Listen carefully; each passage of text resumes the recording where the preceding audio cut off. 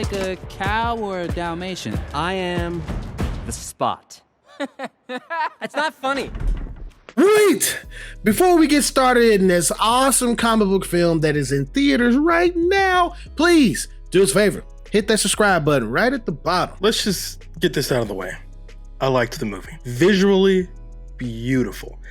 If this movie doesn't get nominated for an Oscar, forget the Oscar. Just tear them all down. Okay, this is visually one of the most beautiful films I've ever seen, and this is a good story, and I liked the movie. But we're gonna go straight into spoilers. Okay, if you haven't seen this movie, I swear to you, it will be destroyed for you. Okay, so all spoilers. Yeah, get out of here. I like movies with a beginning, middle, and end.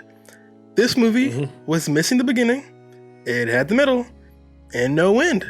Which means while I liked the movie, at best, it was half a film, which to me was like a dagger, man. A complete dagger. And I left the movie feeling bad. And not bad like I want to see more, but bad like I got tricked into watching either a trailer for the next movie, or I watched an episode in a TV series. I go to the movies to watch movies. I don't go to watch TV shows.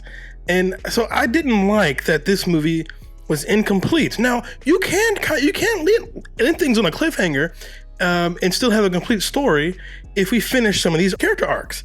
But the movie didn't do that either. It kind of just cut off, just like that's the exact same issue with Fast X, where it just ended. And I'm like, oh, we're ending now? And I felt really frustrated by that. In Into the Spider-Verse, Kingpin, he was messing with the Collider because his family died. And he wanted to use the multiverse to get them back, right? He was like, I really miss my family. And if I only had my family, I'm going to go skip dimensions and get my family.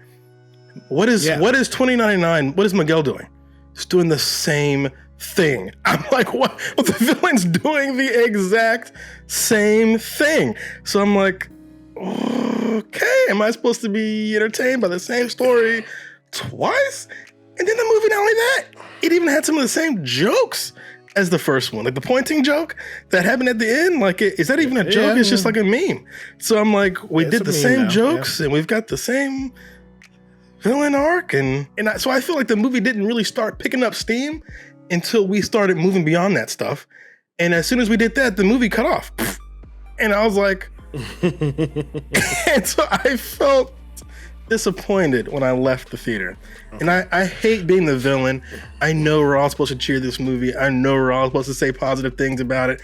I know the rules. I know the rules. But I'll be honest with you, I just was like not.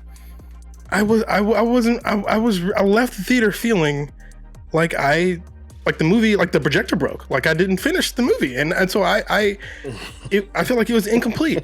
And I was really disappointed by that. I can feel you on certain things. This was a retreading of a lot of the stuff. Like a lot of the characters in this film, from Hobie, from the Indian Spider-Man, they were all retreading their story. Like, let me start off. I'm Spider-Man. Blah blah blah blah. Right. My name is Miles Morales. I'm Brooklyn's one and only Spider-Man. And I was like, okay, we saw that a couple of times, which was done more effectively in the first film. Yes, it was. My name is Miles Morales. I was bitten by a radioactive spider, and for like 2 days, I've been the one and only Spider-Man. But what I enjoyed about this film is the heart. It may be an incomplete film for you, but for me, I got what I needed when it comes to how much heart it had. The way Gwen Stacy felt about her dad, the way Miles felt about his dad and him wanting to go to this specific school, and they're like, well, yeah, I mean, it's Princeton, but he wants to go to Princeton, but not New Jersey. Right. He wants to spread his wings and do his own thing. Yeah, he wants to do his own thing, and I felt like that is the hammered in story that's behind the deep root of stuff. Right. But then you have this character that's coming in here by the Spot that is just wrecking havoc and stuff. You kind of felt like he was like the run of the day villain at the beginning of this thing, but by the end you're like, oh wait, he is a guy that really does need to be stopped. Right. He kept saying, I'm not the villain of the week. I'm your arch nemesis. And Miles would just hand wave him. But by the end of the film, it seemed like maybe he is the arch nemesis. Yeah. I personally did like this cliffhanger. Every piece that's in this film from what's going on has heart and depth behind it. See, that's where I disagree. I don't think so. I think the movie meanders quite a long time, like in the Indian Spider-Man. It meanders there for a long time before we finally get around to Spider-Man having to break the canon, which is when the movie starts cooking, right? That's when the movie starts going. When we start understanding, oh, I see, they're trying to protect the canon and X, Y, Z. But there was an hour before that. You know what I'm saying? Yeah. So and I felt like the movie was meandering just a touch. And one of the themes that I liked that you touched on quite a bit there was in Into the Spider-Verse. Miles was younger, and he was trying to find his mentor. You know, the first Spider-Man died, and so he got the, as he calls him, Hobo Spider-Man to help him out. And this one is the opposite. Now Miles is a little older. He doesn't want a mentorship anymore. He wants to be on his own. He wants to spread his wings. He wants to do his own thing. He wants to go to school outside of New York, in New Jersey. And instead of glomming onto Miguel, which is probably what a younger Spider-Man would have done, he glommed onto Hobby, who's more rebellious, you know. And he's like F authority, you know, that kind of thing. And so I like that the themes of the movie matured along with Miles. I thought that was pretty cool. And I liked how Gwen's story ties very neatly into that, because she wanted to do her own thing and she didn't want to have to deal with her father thinking she was a killer. She just like left her universe to go join Miguel's universe. But I like that stuff. But with Miguel, I had issues with him because he had an entire building full with spider people, and like none of them recognized he was the villain. Like none of our spider people, not a single Peter Parker was like, you know what, Miguel? Like none? That feels crazy. But well, here's the thing. They all agreed with him, for the fact of the matter is, if one of them go against outside of the anomaly, which is changing one specific thing that's in their thing, they all don't exist. But that's the crux or the problem that's within the film, right? You are a hero. What your main thing is, to save someone or not save someone. Does it give you like a type of thing of like The Last of Us? Did Joel do the right thing about saving Ellie? Or even better, like Superman. When Superman's a kid in Man of Steel, and his father's like, you know, oh, should I just let the kids die? And the father's like, maybe. What was I supposed to do? Just let them die?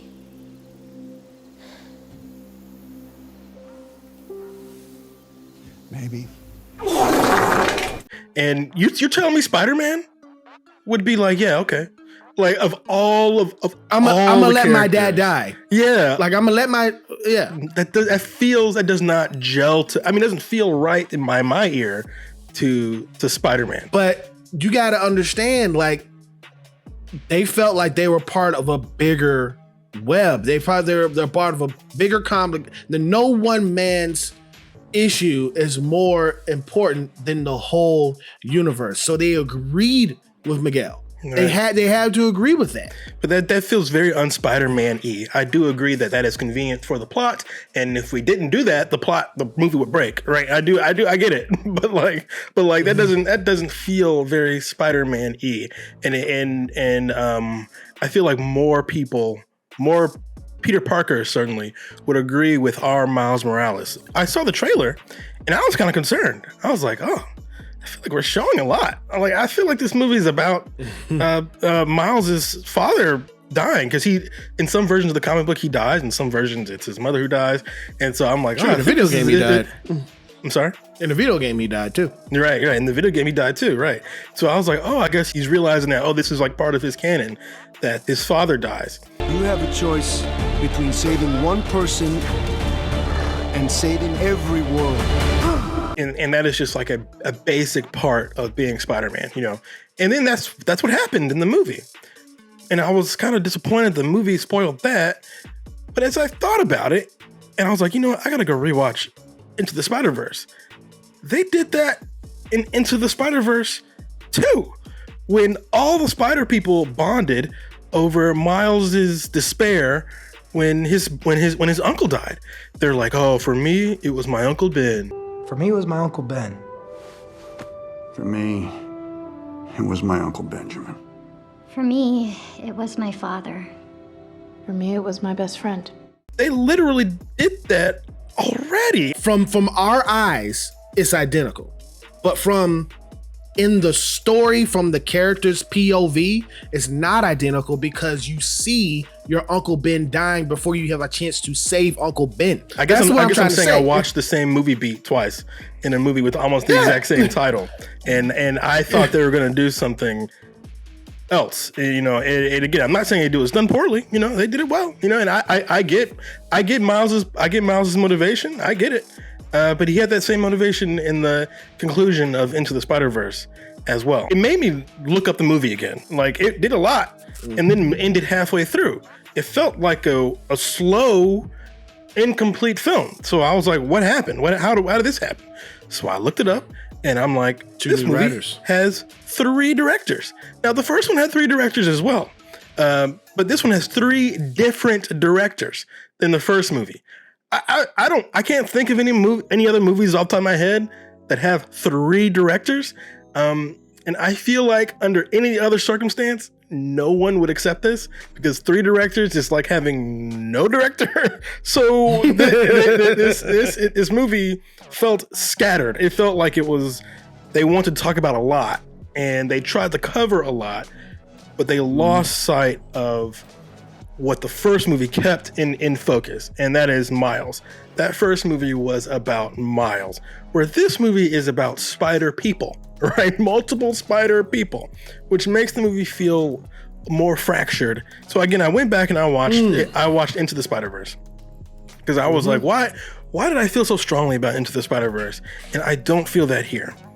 Into the Spider-Verse focused so much on Miles, that when Miles has to make that leap of faith and he still cannot get that sticking thing right, so he tears himself off the building and falls, right? Exactly, that exact moment. I felt an emotion. You know what I'm saying? I felt proud for Miles. I wanted to say, yeah, I don't know if you're going to win. I don't know if you're going to lose, but at this moment, you won your personal battle. You won that inner battle. The bigger outside battle, I don't know, but your personal battle, you won. You faced your fears, and that is what makes you Spider-Man. That makes you worthy of being Spider-Man. That moment never happened in Across the Spider-Verse. There was no upside down falling moment where you just feel elated and you feel like, whoa, this movie has moved into something else, into a whole new universe. This one is a lot more standard. Well, again, as much as I liked this movie, it made a lot You feel like that hurts it. Yeah, it makes it an unfavorable thing to compare it to Into the Spider-Verse. I liked this movie, but I wish we could trim the fat. This movie has a lot of fat, and it's the exact same fat Marvel always has, right? They want to do a million references. They want to do a million jokes, and they want to have a million cameos. And I know that the razzle dazzle really does a lot for a lot of people. I know it does, but for me, it feels like fat, and I'm waiting for it to be over so I can get back to that story, baby. Let's get to the story. But one thing this movie does that I hope every Marvel movie, I shouldn't say every, but I hope most Marvel movies moving forward copies, is it had no post-credit scene. None. When the movie was over, it was over. If they've got something to add on, then you can have your post-credit scene. Otherwise, impulsively waiting for a post-creded scene can feel like a chore. So I actually liked that this one did not have that. Yeah, I thought that was really cool that it didn't have it either, because this was all filmed one time, cut it straight in half. I said what I said, the movie's over, boom, get out of the theater. And it's like, I like that. That feels confident to me, you know? Yeah. Now, although they said I said what I said, I understand your plight is that you said what you said, but it was an incomplete sentence. That's what you feel that they said. And I loved what we were about to say. I was like, "Oh, he about to say some cool shit," and the movie ends, and I'm like, "Oh, you know." So like, I wanted to get to the meat and the potatoes. Those who attempt to poison and destroy my brothers, and you will know my name is the Lord when I lay my vengeance. I wanted to get to the fun stuff. I wanted to get to where the movie was cooking because I could feel it. You could feel the heat rising, you know? But then the movie ends before we can eat our food, you know? And I'm not here for TV. I'm not here for television. I am here for a movie. We have to finish our arcs. We have to be done with Miguel before we can move on to the Spot in the sequel. Do you know what I'm saying? But Miguel got cut off. So, I mean, to the next movie, we got to finish Miguel's story and we got to deal with the Spot. So like the movie didn't end in story-wise the best spot. Now for the tease for the next film, from a money standpoint, this is probably a great way to end the film, right? To end the movie right at its height. So that be like, I gotta see. Right. So that people say, I gotta finish the story. I gotta watch it, you know, which is the same thought process behind television. I believe that we feel kind of similar on this. Is just we're on different levels about it, but we agree that there is some fat in this that could be trimmed out. I don't know. I haven't seen the third part, but I am guessing that this third part is going to wrap up everything in a nice big bow, and it's gonna be blow your socks off. But yeah, if this was one part, and it was a 5-hour movie, yeah, I get that. This movie to me had heart. This movie had good action in it. This movie had great voiceover work by everyone.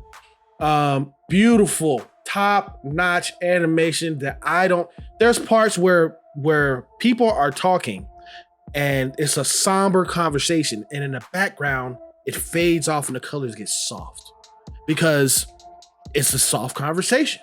Things are getting aggressive and everything is There's like different type of red and dark yellow and orange just in the background. I agree. That's making it feel like everything is bringing up another level. And the parts that I have to take points off for this, repeating the same stuff that has been said before. My name is Spider-Man. And taking that long to do that annoyed me. Right. This will get an A from me. I want to give this movie an I for incomplete, but because I know that that's not fair, that's not a fair thing, I gotta give it a B-. I liked the film. I liked it. I know no one wants to hear me say negative things about this movie. I know everyone wants to have a movie we can all huddle around and hold up and cheer. And I know I'm supposed to add my voice to the chorus of people who love the movie. But I don't think that would be genuine for me to do. You know, I think the movie was not finished, and that's not what I come to the movies for. I don't come to the movies for TV. I come to the movies for a movie. Again, we can have a part 1 and a part 2, but we got to finish.